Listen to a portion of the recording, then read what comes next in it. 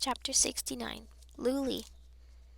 At first, she and Kadir fought back to back, but it soon became apparent, though Tawil had been easy to dispatch, the rest of the thieves were not so easily defeated. They had fire in their eyes and magic in their blood. Luli was out of her element, and she was out of ideas. And worse, Kadir was almost out of energy. Though his wounds had healed, there were bruises where the arrows had punctured his skin, and ash beaded his skin. She had to find Omar. She had to kill him. She turned to tell Kadir her plan and faltered when she saw he wasn't there. He was at the bottom of the dune, pushing two thieves back with torrents of wind, a magic affinity she had never seen before today. One of the jinn managed to plant his feet against the gust. The sand rippled oddly beneath his feet. Then, with a gesture, he caused the sand to rear up in a wave beneath Kadir's feet. Kadir fell back, the wind died, and the jinn sprinted forward with his blade. Kadir sidestepped, stumbled, and then he did a shocking thing. Perhaps it was because he had lost his concentration. Perhaps it was a desperate reflex. In one swift motion, he slid the shamshir out of its scabbard and stabbed it through his attacker's chest. There was a moment of stillness, and then Kadir pulled the weapon from the jinn's body. Shock briefly rippled across his features and then hardened into resolve. The jinn growled, not in pain so much as annoyance, as he dissipated into smoke and reformed feet away. Luli was running toward the solidifying jinn with her knife when Kadir held out a hand. Stop. The authority in his voice made her freeze. The ground groaned and shuddered. She nearly lost her footing as Kadir burned sand inches from her feet. The landscape collapsed, opening up into a massive hole. The second jinn shapeshifted into a bird and flew away before he fell. The one that faced Kadir with a sword and ground-shifting magic was not so lucky. His scream faded as he tumbled into darkness. Kadir, she sent him a severe look across the hole. Don't die. His brow furrowed. You too. He turned to the next battle, shamshir in hand. Luli returned her attention to the fighting hordes. Most of the jinn were battling each other. Aisha bint Luas was reanimating every corpse and forcing it to face its once comrades. Luli could see Rija as well, tearing and smashing their way through bodies as if they were walls to be destroyed. She used that chaos to her advantage, skirting the edges of the battle and ducking beneath blades in her search for Omar. She just spotted him fighting a corpse when she crashed into someone. She stepped back, flaming knife raised, and saw nothing. But then the air in front of her shimmered and parted. Luli inexplicably saw golden eyes peering at her through some tear in the world. Mazen? She stared at him. He opened his mouth to respond, but the word pitched into a scream. Behind you. She turned to see a bloodied thief holding a sword inches from her face. He was too close to parry, too close to block. She squeezed her eyes shut, and eased them open when the strike did not come. She saw the thief on the ground struggling against an invisible force. Mazen. He was invisible, but she could hear him praying beneath his breath. She lunged toward the fallen thief with her dagger. Its fire was useless against the jinn, but the blade still cut, right into the jinn's chest. The jinn retaliated by lashing out at her with his knife. Luli caught the strike in her arm. Pain blossomed beneath her skin. Then, abruptly, she and the jinn were both whisked off the ground. A heartbeat later, she collapsed back to the dirt, Kadir's knife beside her. She looked up and saw the thief, and she saw the gigantic bird clutching him in its talons. Afwan, Rija said in a loud, booming voice that dripped with disdain. Luli looked away as they tore the jinn to shreds. Shukran, Mazen called up weakly as the shapeshifter flew away. The prince turned and approached her, half his face unveiled. It was an eerie sight. She spoke before pride clogged her throat. Shukran, for saving me. Mazen blinked, nodded. My brother, you promised me revenge. She hesitated. It was strange to see her own vengeance reflected back at her in the eyes of a soft-hearted storyteller. Violence does not suit him, she thought, but she shoved the thought away. It did not suit anyone. Stay behind me. She made her way back into the fight. When she glanced over her shoulder, the prince had disappeared, but he was close enough she could hear his breathing. Omar was everywhere and nowhere. Sometimes he grinned at her mockingly from a distance. Other times he was in the thick of battle, disappearing moments before his opponent struck him. An illusion, Luli realized. She cast a look over her shoulder at the crumbling landscape. Kadir stood in the center of the chaos, tendrils of smoke unrolling from his body as he faced his opponents with his blade. Though he was still burning holes into the sand, the reinforcements were never ending, and it was clear his strength was waning. Who were these jinn the prince was working with? How had he found them in the first place? You look lost, Al-Nazari. Luli rolled to see Omar standing behind her, a patronizing grin on his lips. Why not use the compass of yours to find me? He chuckled at the surprise on her face. Oh yes, Aisha told me all about your magic. Luli flinched. In all this chaos, she'd forgotten about the compass, that she'd left it with Mazen. She nearly cast a look over her shoulder, but stopped herself. If Omar was suggesting it, it had to be a trap. No, no, then try your luck. The prince raised his hands. Luli ran toward him, brandishing the flaming dagger. Just as it had before, Kadir's blade went right through him. Omar chuckled as she pitched forward. She fell, and when she looked up, there were 3 of him standing around her in a circle, each with his black knife angled at her. Goodbye, merchant, they said in a voice that echoed 3 times over. Luli fell to her knees just fast enough to avoid the arc of their blades. Her eyes slid to the sandy ground, to the single reflection of Omar looming above her. The epiphany hit like lightning as Mazen, invisible but yelling, ran forward and shoved into the illusions. All 3 were shocked. Luli felt an invisible hand on her shoulder. Aki! Omar's eyes were bright, his smile stretched so wide it was almost manic. All 3 princes wore the same expression. Aisha told me you had stolen the Shadow Jin's relic. What a perfect magic for you. Luli's mind whirred. The reflection. The reflection was the key.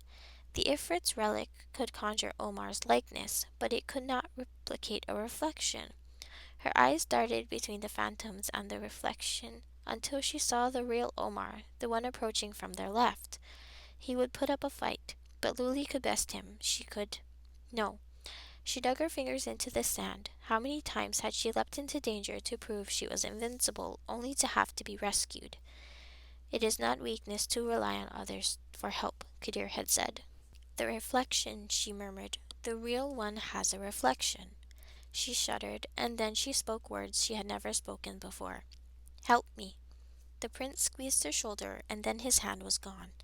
I know why you killed the Sultan. Mazen's disembodied voice came from somewhere to her right. One of the princes, not the real one, turned to face him. The others continued to stare pointedly at her, eyes narrowed, as if they were suspicious of her. I knew you would see in time, said the Omar that had turned to him. He killed your mother.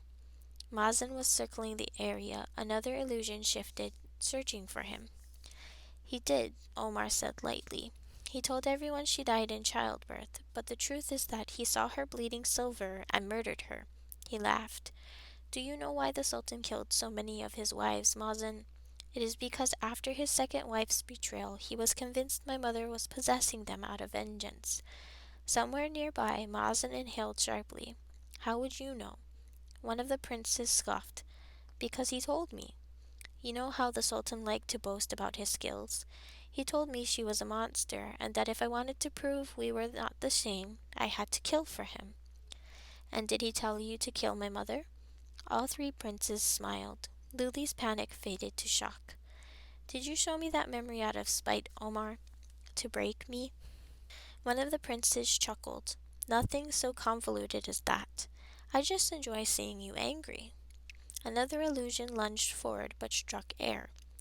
Mazen's voice came from somewhere nearby. Maybe our father was a monster, but you're a monster too. The second Omar struck. This time, Luli heard a yelp, scrambled footsteps. You told everyone you were going to save Madine from Jinn, but you led them into the city, didn't you? The Shadow Jinn. You provoked her. You brought her to our home. Also, you could convince the Sultan to put your thieves into his army. Also, you could trick him. The Shadow Jinn had warned Luli of killers in black. Now she realized the Jinn had not been referring to the thieves that had murdered her tribe, but to Omar's own 40 thieves. The prince inhaled sharply. And Hakim, he never did anything to you, and yet the third, Omar hissed. That bastard escaped. Ahmed bin Walid doomed himself when he stepped in to protect him. He died for your pathetic, inconsequential brother. Luli dug her hands into the sand. Tears burned behind her eyes, but she would not cry. The Wali of Dime had always been loyal to the crown. All Luli could do was hope he had found some peace in sacrificing himself for one of the princes, and she would make his sacrifice worth it somehow. Luli couldn't see Mazen, but she could hear the shaky relief in his voice when he responded. Ahmed bin Walid was a loyal man. But you, father would never endanger Medine. You're worse than he was. Sometimes, Omar said quietly, you must burn and remake a city to save it. He moved then, and his shadows moved with him, all of them stabbing the same place. Mazen screamed. Luli rushed forward. She threw herself on the real prince. Omar had just enough time to look startled before she dug the knife into his throat, or tried to. The prince shoved her off, and the knife went into his shoulder instead. But it was enough to unbalance him, enough for an opening for Mazen to grab him from behind, and the shadow fell from his shoulders. I don't care how many injuries you've suffered. He looped his arm around Omar's throat. You stole everything from me. He pulled.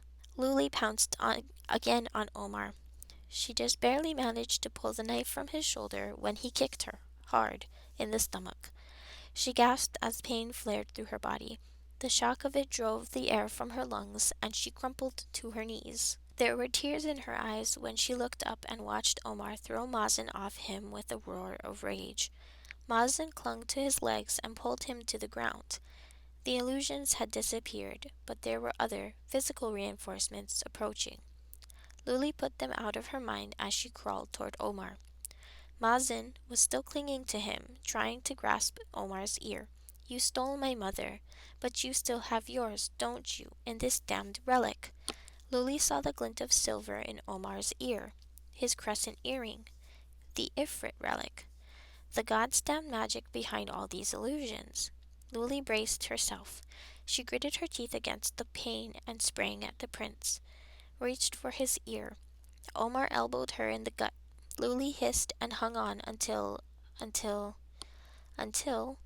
she tore the earring out of his ear.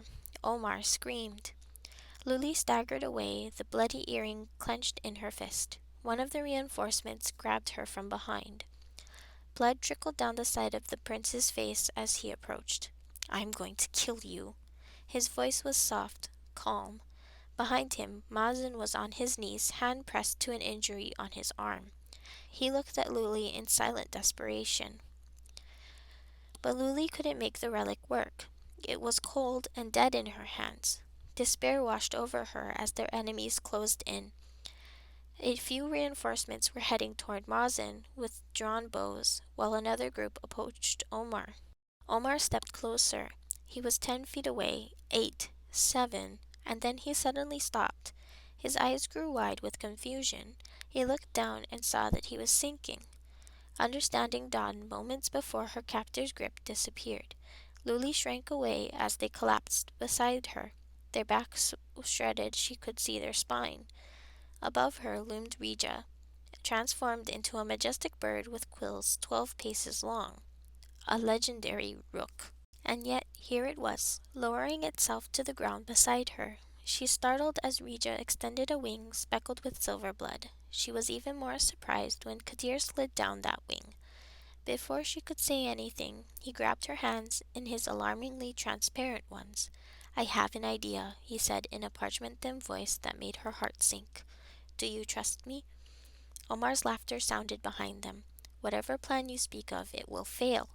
Luli turned to see reinforcements helping him out of the sinking sand. Kadir cut a glance at Rija. On some silent cue, the bloodied bird rose into the air and flew toward Mazen. The archers beside the prince snapped into action, loosing their arrows as the Ifrit soared overhead. Regia swept the projectiles away with a beat of her wing, but the archers were relentless. They pummeled the great bird with arrows, providing cover for Omar and making it difficult for Regia to land. Do you understand? Omar's voice was soft, mocking. There is no escape. You are an enemy of the people now, merchant. If I do not find you, someone else will. He grinned, eyes flashing. You are doomed. The future, it was the concern Luli had refused to consider. She no longer had the luxury of ignorance, not with so many enemies pressing in, with Kadir reduced to smoke. Luli, Kadir pressed a palm to her cheek. Do you trust me? He's right. She could no longer hide the quiver in her voice. There is no future for us. Kadir blinked his ruby red eyes at her. There is no future here. Luli stared at him, not understanding. If you cannot hide in this world, then hide in another. His words washed over her in a great icy wave. Suddenly she couldn't breathe. No, she said softly, the Jinn world. An escape. She stared at him. This was your plan all along.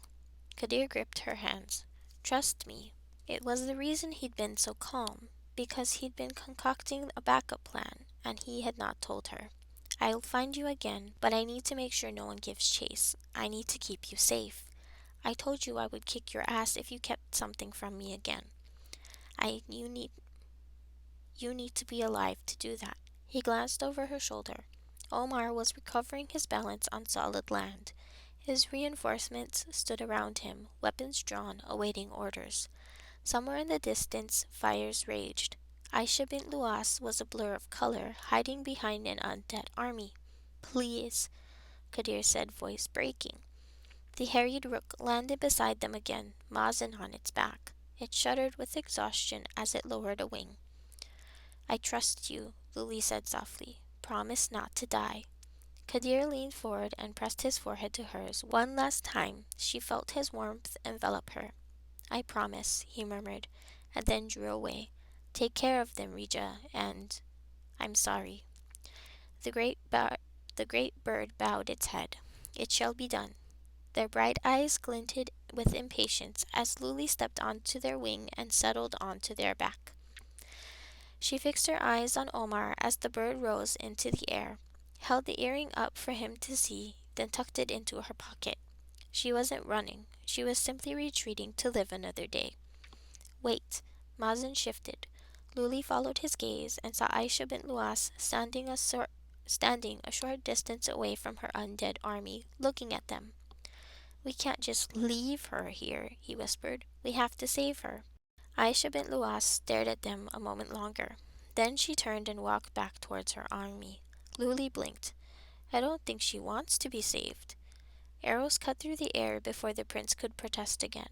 Regia swerved to avoid them, and she and Mazen both barely managed to stay on their back. Hold on, the giant bird screeched. Luli had just enough time to grasp the rook's quills before it plummeted down one of the holes. The last thing she saw before the world disappeared was Kadir, facing the gathering army with his blade. And then there was darkness, and a terrible heat was chasing them down the void. Mazen clasped his hands over hers. Luli gripped them back. They fell and fell, the sand following them down, blocking the light and their way back. They fell for a long time, so long Luli feared there was no end. But then sand, blessed, blessed sand, ground beneath their feet. An end, or perhaps a beginning.